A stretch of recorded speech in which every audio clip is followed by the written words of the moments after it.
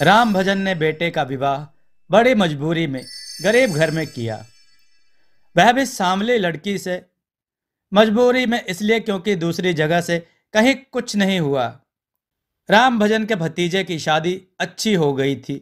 इसका कारण था राम भजन का भतीजा राजेश मेहनती सदाचारी था, जबकि उसका बेटा नरेश ट्रक चलाता था तो सोहबत में पीने पिलाने लगा था। कभी कभार जुए में भी हाथ साफ कर लेता था। राम भजन स्वयं भी इस क्षेत्र का मंझा हुआ खिलाड़ी रह चुका था, इसलिए उसे कुछ अजीब भी नहीं लगता था। ऊपर से इकलौता कमाऊ बेटा था, इसलिए और भी सिर चढ़ा हुआ था। मंजू सूरत की अच्छी और संस्कारी घर की लड़की थी। उसने सास ससुर की खूब सेवा की, अच्छे अच्छे व्यंजन बनाती, घर को साफ सुथरा रखती, सबको सम्मान देती थी। लेकिन छोटे कद और सांवले रंग ने इन गुणों को प्रभावहीन कर दिया। उसकी घर में कोई कदर नहीं थी। नरेश ढंग से बात नहीं करता था। सास ससुर भी नखरे दिखाते थे। 2 साल बीत गए। मंजू ने बेटी को जन्म दिया। अब तक नरेश उससे बिल्कुल उकता चुका था, क्योंकि इस समय वह अपनी चचेरी भाभी माधुरी के रूप जाल में उलझ गया था। राजेश की पत्नी 2 बच्चों की मां होकर भी अति सुंदरी थी।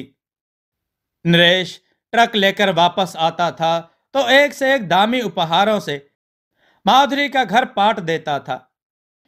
बच्चों के लिए खिलौने और माधुरी के लिए अच्छे अच्छे कपड़े, साड़ी। सौहार्द की सीमा टूटी तो मोहल्ले वालों को दाल में काला लगा। कहते हैं इश्क और मुश्क छुपाए नहीं छुपता। राजेश दिन भर खेती के काम में उलझा थका हारा शाम को घर लौटता तो उसे रास्ते में ही किस्से सुनने को मिलते। माधुरी से पूछता तो मुकर जाती। वह राजेश को छोड़ सकती थी मगर नरेश को नहीं। खेती में इतने रुपयों का खर्च नहीं हो सकता। नरेश ने रूप को परास्त करने के लिए रुपयों को ही तो हथियार बनाया था।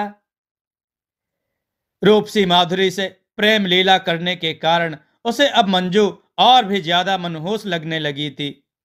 एक दिन उसने मंजू को घर से निकाल दिया।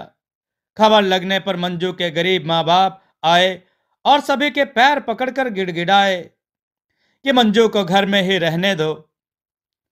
तुम्हारे बर्तन धोएगी, नौकरानी ही बनाकर रख लेना, चाहे जो करना, हम कभी कुछ कहने नहीं आएंगे। पड़ोसी और गांव के लोग भी सिफारिश करने आए, पर उन्होंने किसी की नहीं मानी। और मानते भी क्यों? इस समय वे इन गरीब माँ बाप के सामने शहंशाह थे। आखिरकार रोते कलपते अपनी बेटी को देव आखिरकार रोते कलपते अपनी बेटी को वो ले गए। अब नरेश और माधुरी राजेश को दरकिनार कर पति पत्नी की तरह रहने लगे थे। बदनामी की पराकाष्ठा हो चुकी थी, इसलिए राजेश ने माधुरी को छोड़ दिया। राम भजन और उसकी पत्नी शांति ने नैतिकता की हदें पार करते हुए माधुरी और उसकी दोनों बेटियों को अपना लिया।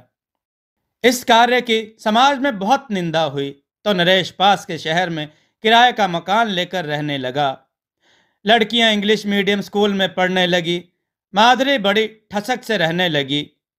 आसपास किसी को कुछ पता ही नहीं था, पर किसी के सुख संसार में आग लगाकर कोई सुखी रह पाया है? विधाता ने माधुरी की सजा तय कर दी थी। नरेश के सिर से इश्क का भूत अब तक उतरने लगा था। कहाँ तो वह मंजू से पड़े पड़े सेवा करवाता था और कहाँ 2 बच्चों की परवरिश और माधुरी के नाज नखरे। अब वह रोज शराब पीता और अपने ड्राइवर दोस्तों को बुलाकर जुआ भी खेलता। काम पर भी कभी कभार जाता था। धीरे धीरे वह घर का सामान बेचने लगा। जिस चमक दमक के लिए माधुरी अपनी सुखी गृहस्थी को ठोकर मारकर आई थी, उसी को जब वह बेचने पर उतारू हो गया तो वह क्रुद्ध नागिन की तरह फुफकार उठी कि तुम कुछ नहीं बेच सकते हो। नरेश ने उसकी खूब पिटाई लगाई। क्या अपने साथ लाई थी? सामान मेरा है। माधुरी ने अपनी दोनों बच्चियों की सौगंध खाकर उसने कहा, अगर तुम्हें जहर देकर ना मार डाला तो कहना। जब अपने देवता सरीखे पति को छोड़ दिया तो तुम क्या चीज हो? बात में वजन था। वह माधुरी को छोड़कर घर भाग आया। अब माधुरी के पास कोई सहारा नहीं था। मायके में सबने उससे किनारा कर लिया था, इसलिए उसने उसे सहारा दिया। मौसी उसको अपने घर ले आई। अब राम भजन का दुलारा फिर से कुंवारा रह गया। शांति देवी को भी अपने कर्मों की सजा मिली। वह लकवा ग्रस्त होकर महीने भर तक एड़ियां रगड़ रगड़ कर भगवान को प्यारी हो गई। इसी समय एक और गाज गिरी। नरेश ट्रक लेकर गया था, उससे एक्सीडेंट हो गया। वह सब छोड़ छाड़ कर भाग आया। दोनों बाप बेटे, दो औरतों व 3 बच्चियों को दर दर की ठोकरें खाने के लिए मजबूर कर चुके थे। 2 साल गुजर गए थे। इतना बड़ा घर भाएं भाएं करता था। दोनों बाप बेटे भूतों की तरह अकेले घूमते थे। राम भजन अपने गंजे सिर को हिलाते हुए सोचते रहते हैं कि क्या किया जाए, मेरा तो वंश नाश हो जाएगा। नरेश भी अब ये लीलाएं करते करते 40 साल का हो गया था। इसी समय उसके किसी लोफर दोस्त ने प्रस्ताव रखा कि एक लड़की है, शादी हो सकती है, तुम्हें थोड़े रुपए खर्च करने होंगे, इम्प्रेशन जमाना होगा। मैंने तुमको बहुत रईस बताया है। उस रिश्तेदार को रिश्वत देकर उसके भी रिश्तेदार के यहाँ जो लड़की उसने देखी तो नरेश की बाछें खिल गईं। इतनी खूबसूरत लड़की, लंबा कद, सुंदर नाक नक्शा, गोरा रंग, 20 साल की उम्र। उस लोफर रिश्तेदार पर उसे बहुत प्यार आया। जैसे भी हो, इस रत्न को घर लाना ही होगा। प्रभावित करने का तजुर्बा तो था ही। खूब खर्च कर उसने लड़की तो लड़की, उसके माँ बाप को भी प्रभावित कर लिया। उसने लड़की के बाप के सामने शादी का प्रस्ताव रखा तो उसने कहा, यह पागल है। 2 साल पहले इसकी शादी कर दी थी, लेकिन इसका पति फांसी लगाकर मर गया। बुढ़ा बहाना बना रहा है। ऐसा सोचकर वह जिद करके शादी कर लाया। अब सुहाने दिन आ गए थे। साल भर तो खूब आराम से बीता। नरेश ने मीना को होटल ढाबों से, चाट के ठेलों से, गली मोहल्लों के फेरी वालों से खूब बढ़िया बढ़िया स्वादिष्ट भोजन चाट खिलाई थी। बहू पुड़िया खाती थी तो राम भजन खोखे से पूरी माला ही खरीद लाता। अब वह चाहता था कि बहू घर का काम संभाल ले। असली कहानी अब शुरू हुई। राम भजन ने बाजार से ढेर सी सब्जी लाकर रख दी और बाहर चबूतरे पर अपने संगी साथियों के साथ गप्पबाजी करने लगे। धीरे धीरे घंटों गुजर गए, बुलावा नहीं आया। स्वादिष्ट भोजन की कल्पना करते हुए उन्होंने अंदर जाकर देखा तो वहां चूल्हा भी ठंडा पड़ा हुआ था। मैना गहरी नींद में सपने देख रही थी। राम भजन के तन बदन में आग लग गई। उसका धीरज जवाब दे गया। उन्होंने दहाड़ मारी, खाना नहीं बनाया। मीना की नींद खुल गई। वह उठकर बैठ गई, बोली, खाना नहीं बना और ना ही मैं बना सकूंगी। मेरे पेट में बहुत दर्द है। यह सुनकर उनका खून खौल उठा। पुराना अभ्यास जो ठहरा, अकड़कर बोले, तो खाना क्या तेरा बाप बनाएगा? मीना विद्युत गति से खड़ी हो गई। खबरदार, मेरे बाप पर ना जाना, नहीं तो। नहीं तो क्या? राम भजन ने हेकड़ी दिखाई। अब उन्होंने हद कर दी। अकड़ दिखाती है। खाना बनाने के लिए ही तो गड्डियां खर्च की हैं तेरी माँ की।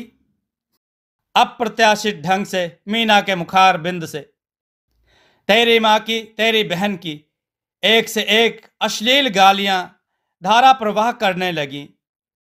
फिर उसने ऐसी ऐसी दुर्लभ गालियों का कोष खोला जिसके बारे में उन्होंने कल्पना भी नहीं की थी। ऐसी शब्दावली कानों में पड़ते ही राम भजन के बुढ़े साथी दरवाजे से लपकने लगे थे। हंसी के कारण उठी खांसी रोकते, कफ खखारते, हो करते, मुंह दबाकर हंस रहे थे। पहली पहली बार की बात थी। राम भजन को बहुत अपमान लगा। तब तक मौके पर देवदूत के समान संकट मोचन नरेश भी आ गया। राम भजन चित्कार कर उठे, देख नरेश, यह ससुरी क्या कहती है।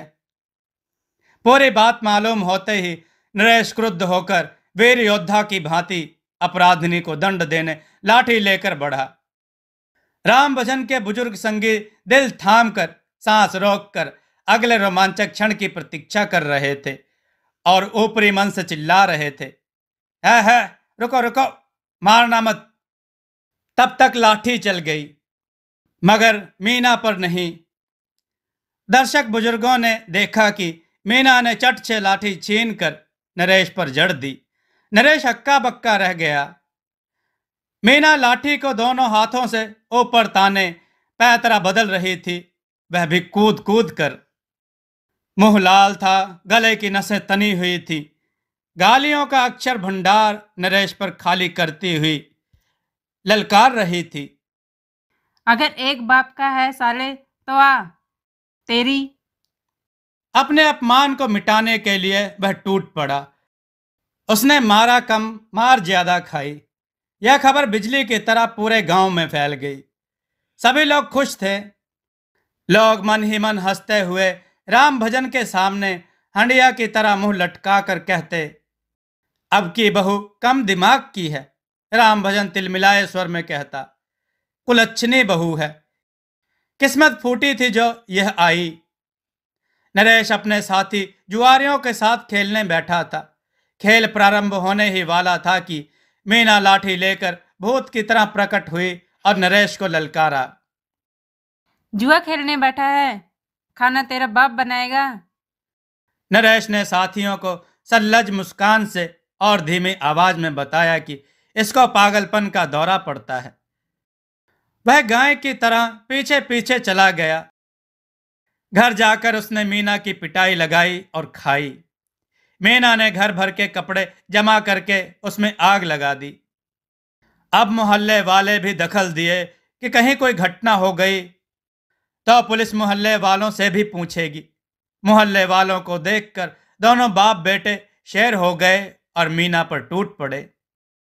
मीना ने ईंट का टुकड़ा राम भजन के सर पर जड़ दिया। राम भजन लहूलुहान हो गए। सबने सलाह दी, पागल है, पागल खाने ले जाओ। थाली फूटी, झनकार निकल गई। कहावत को चरितार्थ करते दोनों बाप बेटे। मतलब बदनामी तो हो ही चुकी थी, अब बेशर्म बन चुके थे। उन्होंने हालात के आगे घुटने टेक दिए। अभी वंश भी तो चलाना था। वंश चला और खूब चला। 5 साल में 3 बेटे, 1 बेटी को जन्म देकर उसने उन बच्चों से नाता नहीं रखा। अगर उन्हें वंश बेल चाहिए तो उनकी रक्षा करें, नहीं तो ना करें बला से। बच्चों को दोनों बाप बेटे ही पालते हैं। खाना नरेश बना लेता है, फिर ऑटो चलाने निकल जाता है।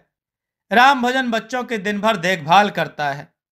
अगर कभी कभार विरोध करता है तो मार खाता है। मीना दिन भर आराम करती है, धकाधक पुड़िया खाती है। अगर पुड़िया के पैसे ना मिले तो गांव के लड़कों से मांग लेती है। शर्म के कारण राम भजन और नरेश को उसे पैसे देने पड़ते हैं। सावन में किसी का भी झूला पड़े, मीना सबसे पहले झूलती है। सावन के गीत गाती है। किसी के यहाँ शादी ब्याह हो तो कोई बुलाए या ना बुलाए, सबसे पहले पहुंचती है, नाचती गाती है और दावत उड़ाकर आती है। उसकी उपस्थिति में माहौल मनोरंजक हो जाता है, इसलिए कोई अवसर हो सब उसका इंतजार किया करते हैं। एक बार नरेश रोकर कहने लगा, पिताजी मंजू को देख आऊं?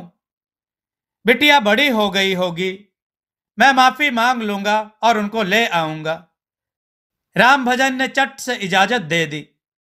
वहां जाकर पता चला कि मंजू की उसके माँ बाप ने दूसरी जगह शादी कर दी थी और उन लोगों ने लड़की को भी स्वीकार कर लिया था। वह बहुत सुखी थी। अब तो उसका एक बेटा भी था। माधुरी ने प्रायश्चित करके अपना घर संभाल लिया था। लड़कियां पढ़ रही थीं और उसकी आंगनबाड़ी में नौकरी लग गई थी। मौसी ने राजेश को अपना वारिस बना दिया था और बहुत प्रयत्न करके राजेश को पुनः माधुरी के जीवन में ले आई थी। राम भजन और नरेश, जीना यहां मरना यहां, इसके सिवा जाना कहां वाली हालत है। इसे कहते हैं भगवान का इंसाफ। सोचने वाली बात यह है कि आज तक मीना की दवा नहीं आई। वह सचमुच पागल है या साइकोलॉजिकली चतुर है? दूसरी बात, वह कुलच्छनी है, तभी इन दुष्टों को सजा दे पाई। गांव में इस विधान से सब बहुत खुश हैं। दोस्तों, आपको यह कथा कैसी लगी? अपने विचार और सुझाव कमेंट में जरूर दें। हमारी कथाओं को लाइक करें, हमारे चैनल को सब्सक्राइब करना न भूलें। हमारी कथाओं को शेयर जरूर करें जिससे लोगों को अच्छा ज्ञान प्राप्त हो। जय श्री राम भक्तों।